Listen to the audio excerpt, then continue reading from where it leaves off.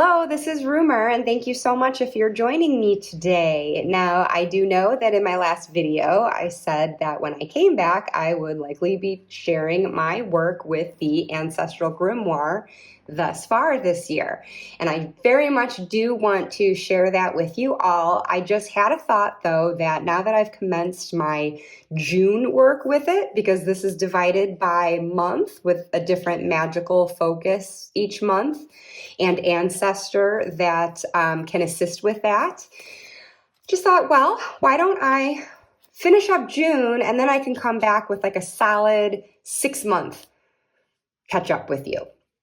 Also, it would buy me a little bit more time because I'm recovering from COVID at the moment. I managed to catch this last week following my most recent travels. I need to travel again this coming weekend to the States where I'm going to be for a month visiting with family. There's so much that's been involved with this, and not like I'm going to go into every single detail of it with you, but like I do want to pick out some of like my favorite bits, and I just want to be like organized in how I approach that because it's kind of like across the board, and I just feel like I'm not in a headspace right now to present it in the most organized manner. So I will leave it then to when I'm back in July and can do a nice round 6-month catch up with you on that. And in the meantime, I thought, well, I had also mentioned in that previous video that one thing I was not going to be doing this year was the Hallowquest, as offered through this Arthurian tarot by Kathleen and John Matthews. I'm pretty sure it's Kathleen. I know it's not Caitlin, as I am wont to say when I read this. I think it's Kathleen. But anyways, there's this whole Hallowquest course available in the comprehensive guidebook here. I think that starts right here.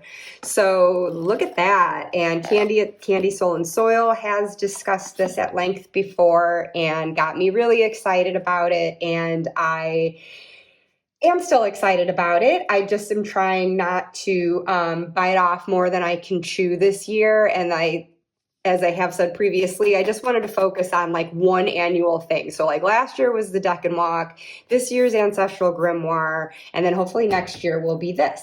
But I thought, hey, I have all these fun goodies that I had bought in preparation for this, including this delightful picture book, the Usborne Illustrated Tales of King Arthur, which was just a way of dipping my toe into Arthurian legend. I know, as probably everyone does, you know, some of the more common stories and figures from this lore, but it's not anything that I've ever like read in depth and comprehensively, and a picture book isn't the way of doing that either. But it is a great introduction to a lot of the key players and plot lines, and I thought it was a lot of fun. So last year I did give this a read, and as you can see, nice big print for the children that this is intended for, but I enjoyed it a great deal as an adult. And then to go with this tarot deck, I had also acquired these two Avalon-themed oracle decks, The Wisdom of Avalon by Colette Baron-Reid and The Mists of Avalon Oracle by Rose and Sarah. So, while I haven't studied this deck, and it does require some study. It does draw on Arthurian legend for what is depicted in the cards. So some of this I do not know at a glance and how that might portray the intended tarot meaning, but I'm going to do my best with it today. At the very least, I can default to RWS meanings, but I will consult the guidebook as necessary if there's something that's just kind of tripping me up, but I'd like to be intuitive with it as well.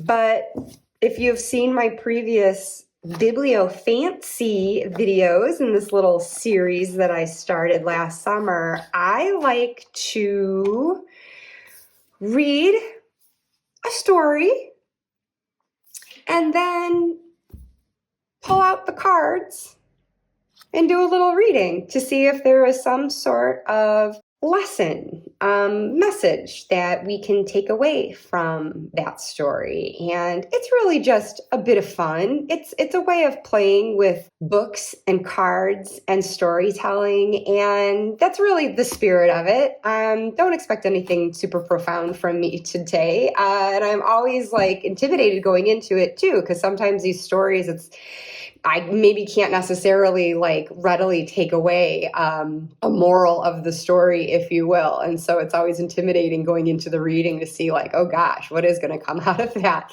But so far, so good, relatively, I'd say. But just please, again, just join me in the spirit of fun with this. It's just a way to be a bit whimsical, a bit inner child, and I apologize for any congestion that you may be hearing in my voice. Again, getting over COVID, but I'm going to read a story after doing a bit of bibliomancy first to choose said story. So, how about it?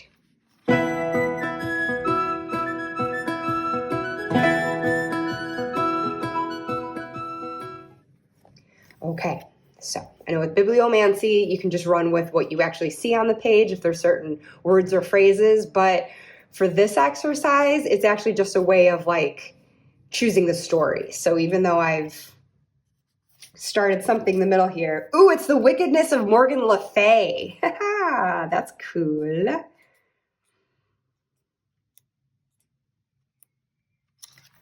Ooh, and maybe that will have mixed reaction because again, not super knowledgeable myself, but I do believe that Morgan Le Fay has her fans out there who would probably argue she's misunderstood and misrepresented in some of these stories. And so, is she wicked or is she just a badass woman, you know? But without further ado, I will read this particular publisher's telling of this tale. One afternoon, Arthur and his knights were out hunting. Hot on the heels of a hart, they chased it to the shores of a lake where the hounds caught up with it. As Arthur sounded his horn to end the hunt, a ship came gliding across the still waters of the lake. Its sails were white, and the air that filled them was heavy with the scent of violets. When Arthur stepped aboard, he found that the ship was empty. "Come, let us explore this strange ship," he said to his men. Sir Accolon, apologies for any mispronunciations, one of his knights, and Urien, Morgan Le Fay's husband, followed him on board. They explored the ship and found cabins hung with rich, rare silks and beautiful tapestries. When they climbed back on deck, night had fallen, and the deck was lit up with hundreds of glowing torches. They watched in astonishment as the shore began to slide away from them. The ship was sailing by itself across the smooth lake. Then 12 maidens silently appeared on deck, offering the men the finest meats and wine. Oh my! As they ate, strange melodies filled the air. After dinner, a maiden led each man to his own richly furnished cabin, and before long, the three men were deeply asleep. Okay, so they just went right to sleep, did they? Okay, I thought maybe something else was going to happen there. The next morning, Urien opened his eyes to find himself back in Camelot. He had no idea how he had got there. His wife, Morgan Le Fay, was lying in bed beside him with a dangerous light dancing in her eyes. When Arthur awoke, he found himself in a dark dungeon. The air was filled with terrible groans. "Who are you that call out in the darkness?" he asked. "We are 20 knights, all prisoners," a feeble voice replied. "How were you trapped?" "The lord of this castle is a man called Sir Damas," the voice said. "He took this castle from his brother, Sir Outlake. All those who pass by, he takes prisoner." As soon as he said these words, the dungeon door swung open and a maiden shone a lamp into the darkness. "How are you faring?" she asked Arthur. "Not so well," he replied. "Sire, you can win your freedom if you will fight for Sir Damas. Today his brother is sending a champion to fight, and whoever wins the battle will be lord of this castle and these lands." "Sir Damas is an evil knight," said Arthur. "I would not choose to defend him, but I would rather fight than die in this dungeon. If Sir Damas agrees to free these knights, then I will fight for him." I think that's fair. I would probably choose the same.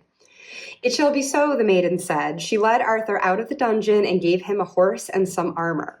All the other knights were freed while Arthur prepared to fight. At the same time, Sir Accolon opened his eyes and found himself staring up into a cloudless sky. He was lying on the very edge of a deep well. As he turned his head, he saw that if he had rolled just an inch to the left, he would have fallen to his death. He jumped to his feet. "I was tricked!" he thought. "Those women were fiends! If I ever find them, I will slay them and all those who practice evil enchantments." Just then a dwarf approached him. "I come from your lady, Morgan Le Fay," the dwarf said. "She sends all her love." I bet she does. So Alcalon smiled. Morgan Le Fay was his mistress, and he was devoted to her. "She begs you to fight today with an unknown knight for her sake," the dwarf continued. "For this task, she sends you King Arthur's sword Excalibur and its scabbard. When you fight, you must show no mercy." The dwarf held out the sword in his hands, and Sir Accolon recognized the jeweled hilt. "Have no fear," said the dwarf. "Victory will be yours. Morgan's husband Urien is about to die, killed by a traitor. Morgan bids me to tell you that when he dies, you may wed her. Then Arthur will be defeated, and you will rule together." Sir Accolon took the magic sword and felt the thrill of its strength as he held it. With Excalibur in his hands, he would surely be victorious. "I suppose the enchanted ship was all her doing too?" he asked in wonder, and the dwarf nodded. For many months, Morgan had hinted to Sir Accolon about her schemes, telling him to be ready when the time came. "Now I will prove my love," Sir Accolon thought. "Now it begins." So the dwarf led Sir Accolon to the castle of Sir Outlake and left him in a fair green meadow where squires gave him armor. Far over the other side of the field, King Arthur was strapping on the armor he had been given when a maiden greeted him. "I come from your sister, Morgan Le Fay," she said. "I bring your sword Excalibur, which you left in her keeping. Here is the sword and the scabbard. My mistress prays for your safety." King Arthur thanked the maiden. Now he had Excalibur, he would fight with a light heart, for its scabbard was enchanted, and he who wore it would never lose any blood, however deeply he was wounded. So he put on his helmet and strode out onto the field to face his opponent. Just like Arthur, Sir Accolon was wearing plain armor and a closed visor, so neither man recognized the other. Here we go. First they fought with lances, and when those were broken to bits, they drew their swords and sprang at each other like lions. But as Arthur fought, his sword felt brittle and weak. With every stroke, Accolon's sword cut through his armor, and soon Arthur felt blood pouring from his wounds. But when Arthur's own strokes hit home, his opponent did not spill a drop of blood. Soon Arthur was sure that some evil magic had been used to switch the swords and that the true Excalibur was in his opponent's hand. "Beware, knight, this battle is mine," Accolon roared as he struck Arthur with an almighty blow. Arthur staggered backwards and then ran at his enemy, using the last of his strength to strike at his enemy's helmet. Sir Accolon fell to the ground, but Arthur's sword shattered to pieces. "You must surrender," said Accolon, staggering to his feet. "You have no weapon. Surrender at once, or I will slice off your head." "I vowed to fight to the death," said Arthur through gritted teeth. "Though I lack a weapon, I will not lack honor. If you kill me here unarmed, it is you who will be shamed." "Damn! Throw in shade, Arthur!" "Run or be slain," roared Accolon, and he slashed at Arthur again. But Arthur held up his shield and rammed Accolon so hard with it that he dropped his sword. Arthur snatched it up. At once, power surged into his arm and his heart leaped, for he knew it was Excalibur. "You have been away from me far too long," he whispered. "Geez, get a room, you two. Look what damage you have done." Arthur darted forward, snatched the enchanted scabbard from his enemy's side, and hurled it as far as he could away from them. "Sir, you have done great damage with my sword today," said Arthur, "but now it is time for my sword to repay you. Prepare to face your death." With that, Arthur struck the knight so furiously that he fell to the ground, his helmet breaking into 1,000 pieces. "Now I will slay you," Arthur thundered. And at this point, I am seeing and hearing Jim Carrey and Matthew Broderick fighting to the death at medieval times. And if you've seen the movie, do you know what I'm talking about? Where Jim Carrey, as he has Matthew Broderick pinned to the ground, he goes, "Rah, rah, rah." Okay, if you haven't seen it, I've just made an ass of myself. Onward with the story. "So now I will slay you," Arthur thundered. "I have never seen a knight fight so bravely," gasped Sir Accolon, "but I have vowed to fight to the end. Kill me if you will." Arthur paused for a moment, catching his breath. Though the man was filthy and covered in blood, he thought he recognized him. "What is your name?" he asked. "I am Accolon from King Arthur's court," the man replied. A wild fury swept through Arthur. "Then how did you come by this sword?" he asked with a trembling voice. "Morgan Le Fay gave it to me," Accolon told him. "I have loved her for a long time. I vowed that I would fight whoever she asked me to, even if it was Arthur himself. She told me that if I fought this battle, I would rule with her, but that is all over now. I am ready to die. But tell me, who might you be?" The king took off his helmet. "I am Arthur," he said. Accolon gasped and began to weep. "Sire, forgive me. Have mercy on me," he whispered. "You came here plotting my death. You are a traitor," Arthur said. "But you shall have mercy, Accolon. It is Morgan Le Fay's sorcery that brought you to this, so it is she who must be punished. She has betrayed me, her brother, and her king. My vengeance will be known throughout the kingdom." He held Accolon to his feet. "We are both gravely wounded and must rest." So Arthur went and made peace between the two brothers, Sir Outlake and Sir Damas. And as dusk fell, Sir Outlake led Accolon and Arthur to an abbey nearby where monks tended to their wounds. Sir Outlake stayed beside them, praying for their recovery. Arthur soon gathered his strength, but Accolon was too badly wounded. 4 days later, he died. With a sorrowful heart, Arthur sent for 6 of his knights. "Take this body to Morgan Le Fay. Tell her it is my gift to her," Arthur said bitterly, "and tell her that I have recovered my sword and scabbard."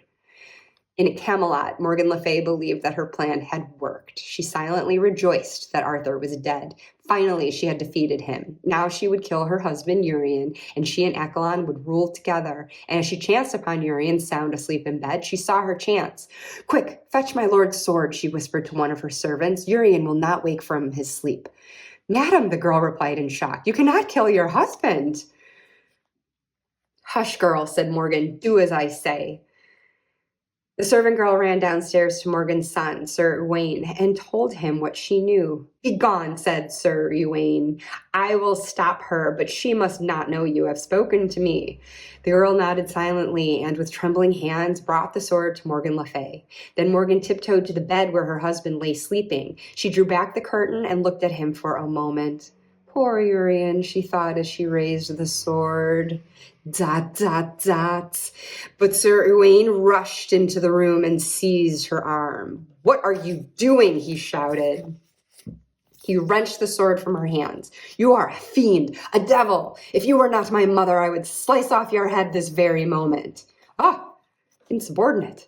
"Forgive me," said Morgan, crumpling to the floor. "I was led astray. Do not denounce me, I beg you. I vow, from now on, I shall never be tempted to any kind of violence again." "Keep your oath, and I will not betray you," Sir Uwaine said. Am I saying that right, or is it just Wayne? I'm not sure. "I swear it with all my heart," said Morgan. That night, Morgan was brooding on a new way to kill Urien when one of her handmaidens brought her the news that Accolon was dead and that Arthur was resting at an abbey in the forest. Morgan knew that she had to think quickly. Soon Arthur would be coming for her. Within the hour, she was riding away from Camelot, with 40 of her knights by her side. She rode night and day, afraid for her life. But instead of riding away from Arthur, she rode to the abbey where he was recovering. If she acted quickly, she thought, she might be able to steal Excalibur before he used it against her. "May I visit Arthur?" she asked the abbess at the gate. "He is sleeping," replied the abbess. "I am his sister," Morgan replied. "It would cheer me greatly to pray by his side." So the abbess led her to a small, plain room where Arthur lay asleep with Excalibur clasped in his hands. The enchanted scabbard was on the bed beside him. "My poor dear brother," Morgan murmured. Turning to the abbess, she said softly, "Please leave me alone with him while I pray." The moment the abbess was gone, Morgan snatched the scabbard and fled. When Arthur awoke, he saw at once that the scabbard was missing. "Who was here while I slept?" he asked. "Only your sister," the abbess said. "You have failed me," Arthur burst out. "I said that no one was to be admitted. Bring me a horse and fetch Sir Outlake at once." So the wounded Arthur mounted his horse, and he and Sir Outlake rode through the night on the trail of Morgan Le Fay. By dawn, they had been joined by more of Arthur's knights. Arthur asked a cowherd if he had seen anyone riding by. "Yes, sire, a lady, sire, with 40 men. She rode that way." The cowherd pointed ahead, and so they raced on. Finally, as dusk fell, they caught sight of Morgan and her knights. "Halt!" Arthur called. But Morgan raced into the forest. She came to a lake and hurled the scabbard into the water. Then she led her knights off into the trees. Suddenly, she found herself in an empty, stony valley with high cliffs on all sides. She reined her horse to a halt as her knights galloped into the valley behind her. Morgan's eyes scanned the sheer walls of the valley in panic. Arthur would be upon them any moment. Just a little picture for you. For illustrated tales, these aren't super illustrated. FYI. That's cool. She looks fierce. They were trapped. Shutting her eyes, Morgan began to murmur an enchantment. She raised her arms, and in an instant, she and her knights were transformed into standing stones. Seconds later, Arthur and Sir Outlake broke through the trees. They stared around at the silent valley. "Strange, I could have sworn they came this way," said Arthur, but there was no one in sight, so they turned and rode away. Night fell, and slowly the stones began to move as the knights came out of their enchantment. Rubbing their cold limbs, they followed Morgan out of the valley. Morgan rode on, further and further away from her brother. She had escaped. But from that day on, she lived in fear of Arthur's revenge. And that is the end of that tale. Boy, oh boy. Women, am I right? As Norm from Cheers would say, women, can't live with them, pass the beer nuts. All right, obviously I don't mean that. But in this case, I don't know, Morgan was quite wicked. There's a fairly new novel out there, isn't there? Like, I want to say it's called My Name is Morgan, and that is one I'm interested in reading once I've read more of the original tales, but I take it that that's something written from her perspective, sort of like a Circe, to get more into her mind and her side of the story. And I would guess that would probably make her more sympathetic. I don't know. I haven't read that or really any stories on her other than what I just read with you. But what should we do here? I just want to throw like 3 cards down, simple 3-card reading.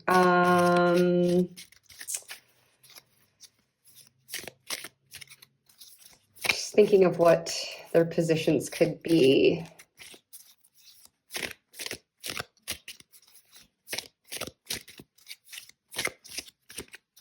Let's just do like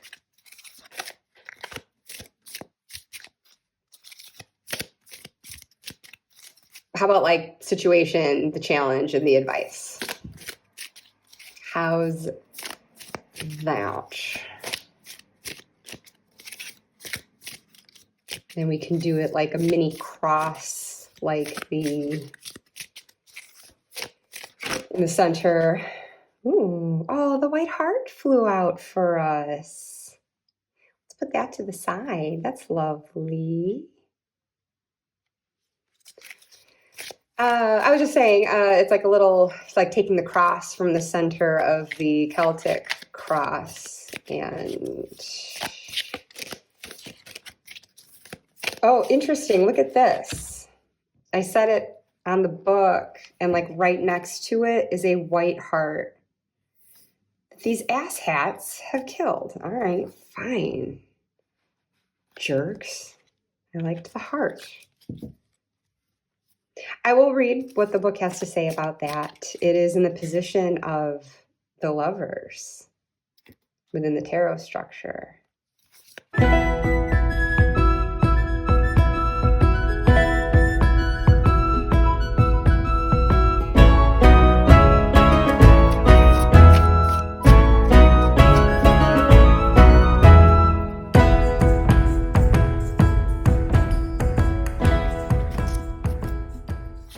So again, there's our situation, challenge, the advice.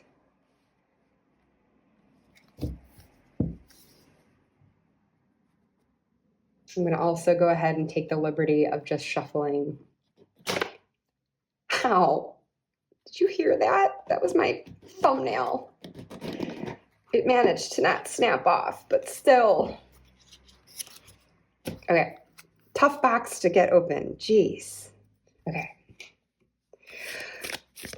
I'm going to take one card from each of these oracle decks to just supplement the reading, and just figure I may as well get all the shuffling over with now.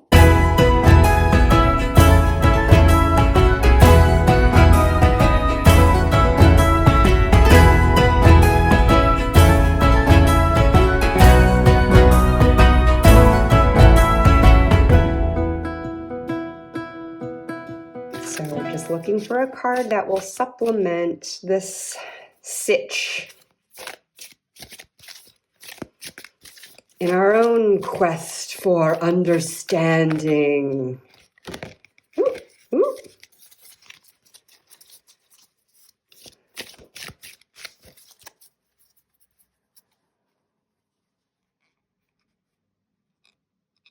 What wants to come out? I'm not feeling one. This is where I get weird. The deck's not feeling ready, and I'm not either.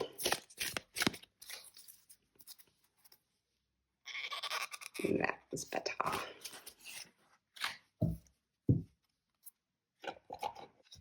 I'm already worried that this is going to be a lot of reading at you, in part because of my lack of familiarity with this Arthurian tarot, and if I'm kind of missing the references and interpretations that they're going for here, chances are I'm going to glance at the guidebook after I do my best intuitively and just working within traditional meanings, but also with oracle decks, I do just like to read the entry in the guidebook.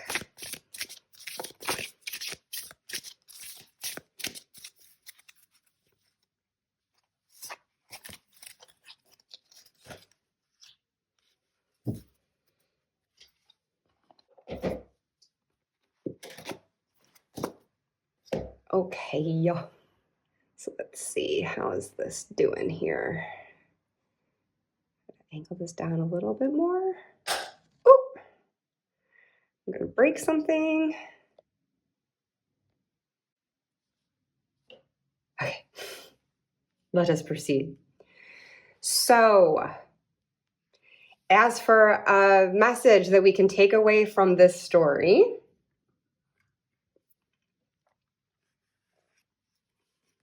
the situation, Grail 9. So the Grail is our cups suit in this deck. And we've got 9. So I would presume that this is a similar vibe that we see with just 9 of Cups in general, with a sense of like fulfillment. And if you regard a 9 of Cups as a wish card, think of like the cauldron and putting forth an intention and bringing that about to manifest it. This could also simply just be used for cooking and fulfilling one's needs in that way. So the situation is just something regarding, I think, our sense of satisfaction and personal fulfillment. So how that relates to the story, we will look into more after seeing what our challenge is to achieving this state of being. And we've got stone 8. So fair to say the stones are the pentacles here, and the 8, well, I see a little work table here, and so that seems to go along with what we typically see with the 8 of Pentacles, where we see someone diligently working and seeking to perfect and trying again and again and again as skills are honed and we become more of a master of our craft. But perhaps there's something with this process that is obstructing us from this. And I don't know, just thinking in terms of the story, and maybe this card and these cards will give me a different angle on it. But I guess I'm just thinking of like the hard work and discipline that it does take for this, and that satisfaction that you can gain from that, especially if you're doing something that you love, which would bring this into that emotional realm. If you kind of take a shortcut to that and kind of cheat your way through it, I don't know how ultimately satisfying the end result is. I know me personally, I feel guilty. Like, oh, I don't think I put my best forward. It might feel undeserved. And there's just something about like the fruits of one's genuine efforts. So my mind, and maybe you think differently. And so please bring your own interpretations to any and all of this. I'm just babbling my fool head off here. But I'm just thinking of like Morgan Le Fay and like the means to the end that she chooses to take. I mean, I think it's wonderful that she has this skill as an enchantress to weave her spells and make manifest what she wants, but her intentions aren't always good, and that could be kind of like a shortcut, like to get what she wants. It's like she's taking a path of least resistance by working her enchantments to pit these men against each other and have them take each other out. And the solution is just like wiping out her brother and her husband so she can get what she wants, rather than like approaching it along the higher path to how she could perhaps get there, or somehow empower herself. If she can't outright take her brother's place, there could still be a way that she works to elevate her status, and maybe by like earning his trust, gain more power that way. I don't know. I just feel like maybe she wasn't willing to do this and just trying to take these like nefarious shortcuts to get there. That's just kind of off the top of my head how I think this might relate to the story, instead of just like actually earnestly working with others too, toward a more shared goal as well that is not to anyone's detriment, but she could still achieve what she wants. But the advice here is the Stone Queen. Okay. So it's basically our Queen of Pentacles. Interesting, because there's a chessboard here, which I would actually kind of equate with a sword suit, you know, that sort of strategic thinking. But then, oh, let's see. She's got this bird and a mirror, and I feel like she's being resourceful somehow. So let's learn about her, what that is supposed to be representing. Here we go. The Stone Queen sits at the window of her castle. A blackbird perches on her hand. She holds a mirror up to the scene. A gobbledygook board is set ready for play nearby. So I don't know. Is that like a Welsh word for chess or something, or is it another type of game that's related to it? I'm not sure. And sorry for the disrespect and my silly pronunciation of that. I don't even know where to begin trying to say this word. Who's with me? Okay. The queen of the chessboard castle, all right, it's chess, is none other than the goddess of sovereignty's representative. Okay. Her, let's just say chessboard, is lost by Peredur. Okay, it's a character I don't know, who subsequently strives to recover it and win back the queen's patronage. The board represents the land itself. So I'm going to be honest, I don't know how much that clarifies things for me, like just not really knowing who these characters are, but the upright keywords are a nurturing, abundant, productive, resourceful person, organized prosperity.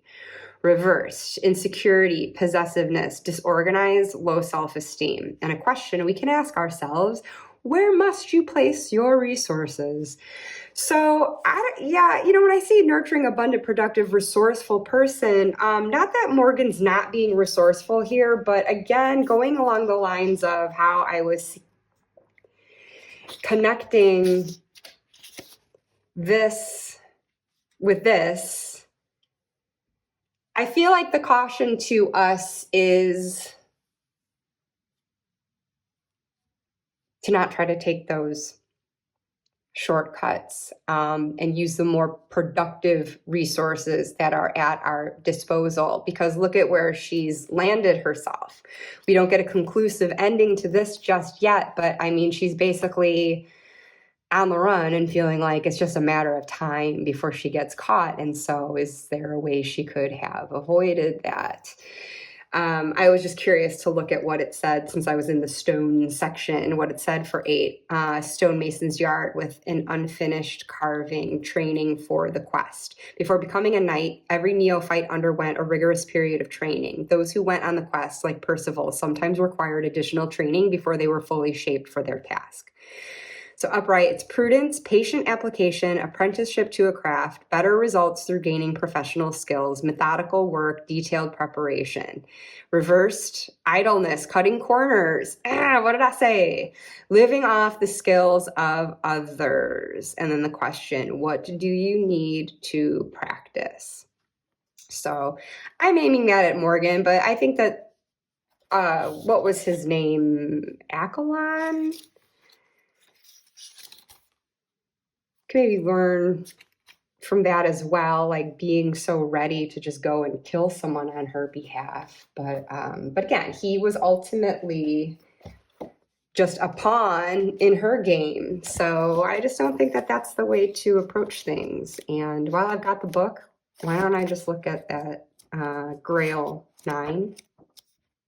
Under a starlit sky, a cauldron hangs over a fire. According to tradition, the Grail provided the food that everyone desired. This stems from the earlier Celtic cauldron stories, in which each person at court was accorded a particular cut of the meat boiling within the cauldron. Upright, satisfaction, one's heart's desire, security, physical pleasure, emotional contentment. Reversed is unrealistic wishes, inability to receive or give blessings. So the question is, what is your heart's desire? So, okay. So from the Wisdom of Avalon Oracle, perception. And from the Mists of Avalon Oracle, we have a fairy. And this is a cool oracle. You get these 4 keywords all around. So nature's magic, playfulness, guardians, and protection. So it's interesting, as I said before, I will read the guidebook entries for this, but I just automatically see this related to Morgan's magic. And again, not even bad that she's working with something that is her skill and her gift to do. It was just the fact that she was doing it in a sort of underhanded way. And so maybe there was something just a better way, a higher road she could have taken with that. And so relating to us, though, I mean, we have our own means of kind of channeling this energy that we need. I mean, whether you're looking at it in terms of literal magic or not, maybe you do work with the Fae, but I mean, speaking more figuratively, and this has like this dual side of like playfulness, but then also protection, where we have our own way of summoning our strengths and our will to carry out what it is that we want to achieve that state of fulfillment, while also protecting us perhaps from elements that would threaten that. Just as the menfolk in this story were largely affected by Morgan's enchantments. And so this resulted in just like a big waste of time for everyone. We saw a lot of really misspent resources here, and then we even get a knight who's fallen by the end. And so now the Knights of the Round Table are -1. So this was just like a wholly unproductive activity for everyone. So being able to like protect against others' enchantments, so to speak, and as well as like protecting our own as we are trying to manifest the things that we want. And so there's something about perception relating to all of this too. The fulfillment that you're looking to achieve, how are you perceiving the situation? Are you seeing that it's something feasible? Are you seeing what you need to do in order to achieve it? How you can kind of put your nose to the grindstone and hone your skills, hone your craft, use the resources around you, the magic of your own will and intent, and apply that towards this? Or is it a little murky? Is that path forward a little difficult to see in that forest ahead? And so you see with the Stone Queen, I mean, there is that element of strategy that comes into it. And so it might be a situation that we all just need to unpack a bit further to see what realistic steps that we can take, what kind of effort we need to put into this. So instead of spinning on that, let's look to what Colette has to say. This marker requires you to contemplate how you look at the world. Through what eyes do you see? Do you peer through those of prejudice or judgment? Are you viewing your present circumstances by projecting your past? This is the time to slow down to observe from all angles. This calls for objectivity and a willingness to examine your life and others through a neutral pair of eyes. Within you, awareness is transcending your ego's separated sense of self. Rise above it, see through your soul, and know that things aren't always what they appear to be. This marker brings clarity and asks you to look and to wait. Perhaps all you need to do is to relax and put on another pair of glasses. Then what is in front of you might be magically transformed. Perception is everything. Take no further action until you see how this message applies to your current situation. Then once you've shifted your perception, you may find that this was all that you needed to do. So that's automatically making me think of like how the perception was played with for Arthur and Sir Accolon. They were deceived. They didn't recognize each other, and they didn't see the underlying forces at play through Morgan's enchantment, and so they couldn't see each other for who they were. They couldn't see the situation for what it was. It took time to see not only their own true identities, but then to realize who is behind it. And so I do believe that is why this card is coming up at this time then. If we're being cautioned here to kind of not take the path of Morgan to achieve what it is that we want, just also thinking of like, as we're doing that, then putting ourselves in Arthur's case and Accolon's case, where we can see things better for what they are. And so again, as we're thinking through like what prevents us from that obstacle? Is there any sort of deceit going on? And that's not even necessarily by someone else. We can very easily deceive ourselves. And I'm automatically thinking of like Seven of Swords. Whenever I draw the Seven of Swords, and it's an absent card here. We did not draw that card.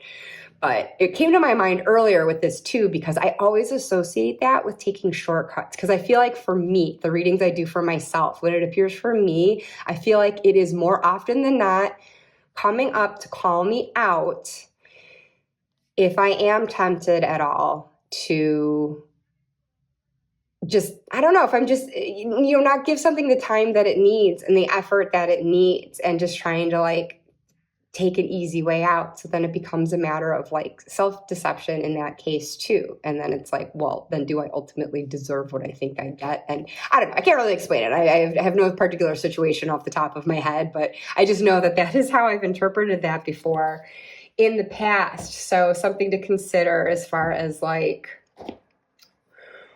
what is not what it appears to be on the surface, and not ruling ourselves out in that case. So the fairy here. We are guardians of nature, protectors of the way of the worlds that connect to our realms and the elements, as are you. Our work in service to Mother Nature is as one. And the message is magical experiences, possibilities, and opportunities are all around you, beckoning you to wake up and notice them. Today you are asked to step outside, spend time in nature, walk through forests, hike up mountains, dip your toes in various water wells. Encountering the reality and pure magic of the world we live in will give you a fresh perspective. I mean, it doesn't say perspective, but perception. It relates. Will give you a fresh perspective on your current situation. The Water Fae of Avalon guard and protect the gateway to the unseen realms of the other world and the underworld. It connects its energies with living forces of nature. The card of Fairy calls you to be part of the reconnection with the nature and the world of magic. We live in energetic transitional times. You are asked to realign and interact with the greatness of Mother Earth and the realms beyond our own world. The world of spirit watches and helps us all gain insight by granting visions and dreams, and we respond by creating or rituals, prayers, and by simply being observant to the world of nature and respecting the goddess. You may stumble across small beings of light with translucent wings. Beneath the Tor is the entrance to the underworld, which is home to the fairy realm. With nature spirits and fairies as your friends, magic is present and everywhere. The card of Fairy comes to you now when magic is strong and accessible. It's a time of awakening, the space of all-encompassing possibilities beyond imagination. Once you encounter magic and believe that it is something real and possible, it cannot be undone, unseen, or unexperienced, and life cannot be seen the same again.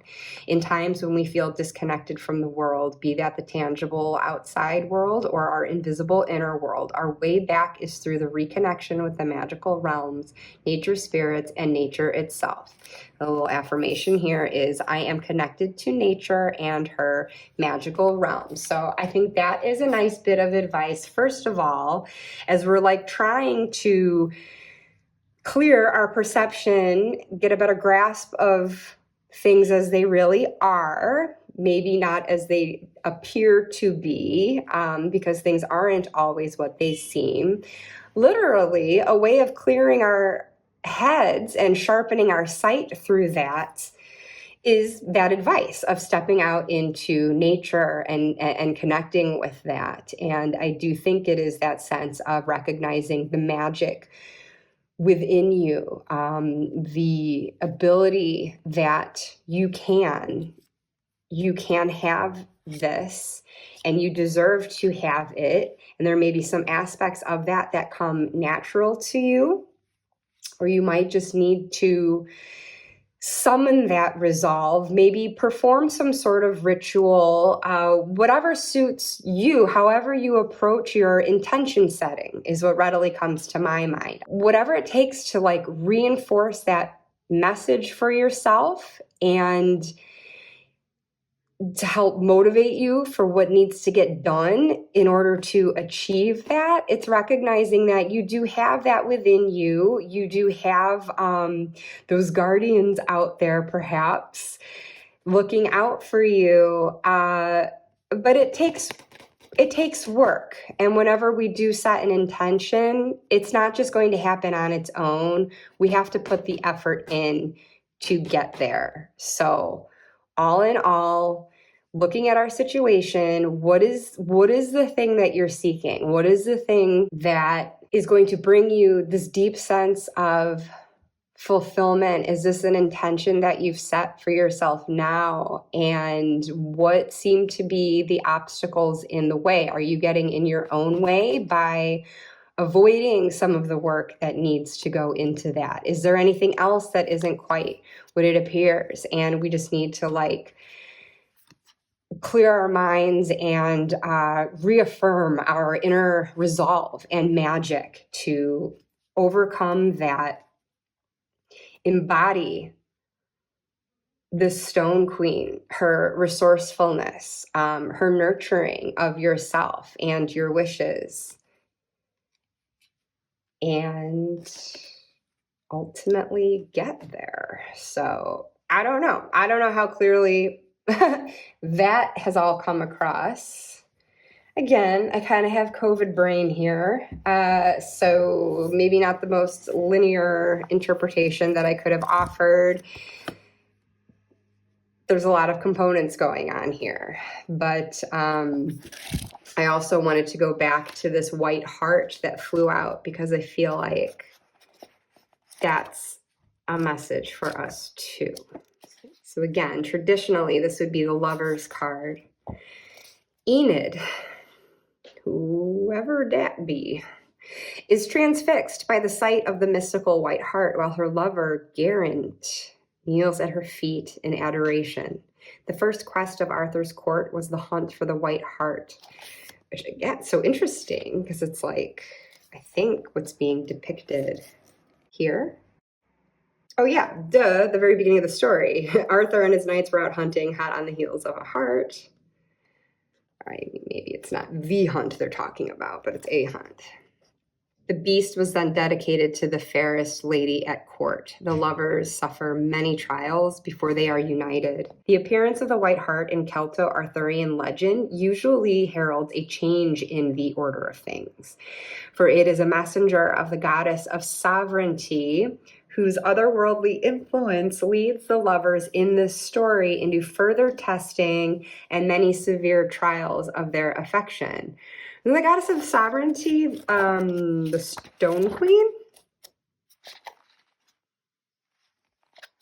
Yeah, the Queen of the Chessboard Castle is none other than the goddess of sovereignty's representative.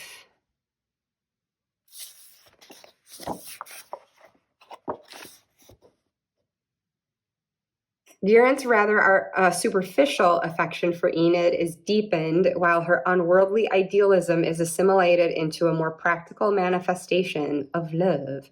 The white hart represents the call of the otherworld, compassion and commitment to the spiritual quest. Compassion and commitment. I see this, right, as a spiritual quest. And this being that commitment to that, overseen by this goddess of sovereignty, of prosperity. So, getting more into the tarot meanings: love, trust, the marriage of minds and hearts, friendship, desire fulfilled, attraction, call of spiritual vocation, reversed, misunderstandings, unreliable partners, and poor choices.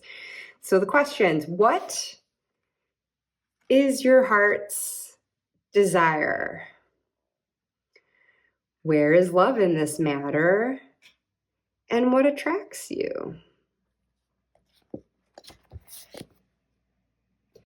So I feel like this flew out to give that overall message that we have a choice, right? Is what we usually see with the lovers, in how we pursue that which we want? And are we doing it with love or something less than love, as Morgan did, where she really just, instead of working productively with people and in a mutually beneficial manner, she just used them as pawns for her own means and trampled on whatever their objectives would be. And that's not an act of love. And poor Sir Accolon, who thought what he was doing was for love, but he just needed that clearer perception of the situation.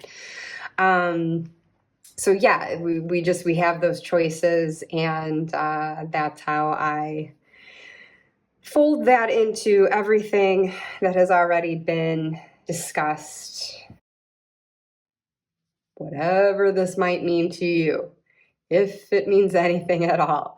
Thank you so much for joining me today. Again, sorry I didn't come back with what I said I might, but I thought it'd be interesting to at least give a nod to this realm, which is the work I intended to do and did not, even though there's clearly so much I don't understand about this lore, so many figures and stories that I don't know, and ways of interpreting some of the cards in this deck that can be different from how I normally tackle it.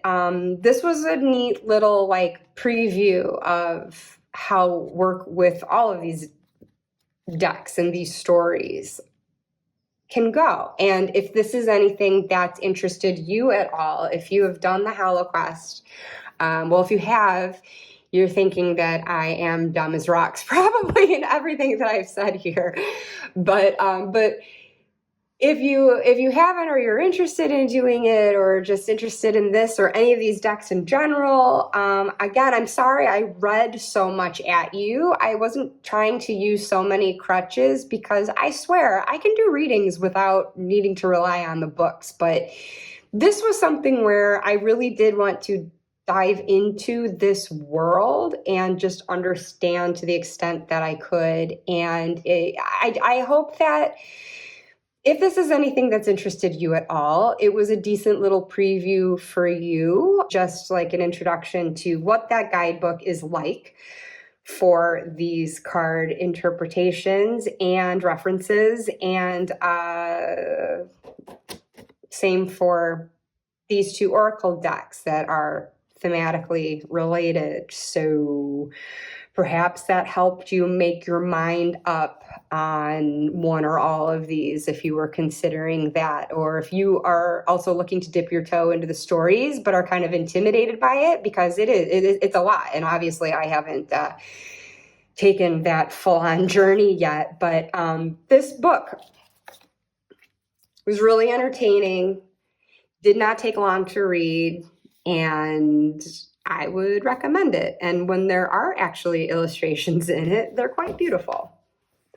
So thank you for joining me on this little mini quest of understanding. I'm going to think more personally on how this message relates to me. Off the top of my head in this moment, I'm thinking of the assorted projects that I'm looking to get done, and I always seem to find myself running up against time, as don't we all. But I've lost time due to illness this past week. I am losing some time due to travels that I have had recently, the travels that got me sick in the first place, and then now the ones that are upcoming. And I think that is a factor that can often make me want to kind of rush through something and not methodically work through what I need to. And I know that in this work, these projects, it's creative work. It's something that it's part of my personal expression. It's something that means a lot to me. And if I rush it, it's going to be doing something just to get it done. And that's not going to give me a Grail 9, Nine of Cups feeling whatsoever. I need to be pragmatic about how I allocate my time. And even if I want to like point fingers and blame something else for robbing me of that time, you know, I can manage it better. There are definitely things that I can do to keep chipping away and, you know, ultimately have that. So I am not going to deceive myself in that, that's for sure. And certainly going to be tapping into my own inner magic, which is where I feel my creativity comes from. And I can protect myself by just setting some of the boundaries that I need to make sure that I am putting the time and effort in. And in any case, yeah, doing my best to not let someone derail those plans, including myself. So thank you, thank you, thank you so much if you joined me today for hearing me out with all of this. And I bid ye much success, faithful knights, as you embark on your own quests for whatever your grail might be. And I cannot sign off with this kind of theme without giving a shout out to Team Tiny Knights. Marlena, if you're watching. All right, everyone. Fare thee well. Bye.